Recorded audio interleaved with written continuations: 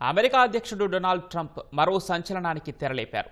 Venezuela తాత్కాలిక అధ్యక్షుడిగా తనకు తాను ప్రకటించుకున్నారు. ఈ మేరకు తన సొంత సోషల్ మీడియా మాధ్యమం ట్రూత్తో అమెరికా అధ్యక్షుడు పోస్టు పెట్టారు. వెనిజువేలా తాత్కాలిక అధ్యక్షుడిగా వికీపీడియా ఫార్మాట్లో ఓ స్క్రీన్ షాట్ను ట్రూత్ సోషల్ మీడియా ద్వారా షేర్ చేశారు ట్రంప్.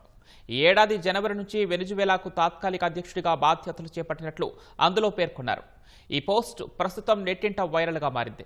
వెనిజువేలా మాజీ అధ్యక్షుడు నికోలస్ మదురోను అమెరికా సైన్యం బంధించి తమ దేశానికి తీసుకువెళ్లిన తర్వాత హెల్సీ రోడ్రిగ్స్ నూతన అధ్యక్షురాలిగా ప్రమాణ స్వీకారం చేశారు. ఆమె ప్రమాణం చేసిన రోజుల వ్యవధిలోనే ట్రంప్ ఆ దేశానికి తాత్కాలిక అధ్యక్షుడిగా ప్రకటించుకోవడం అంతర్జాతీయంగా చర్చకు దారితీసింది.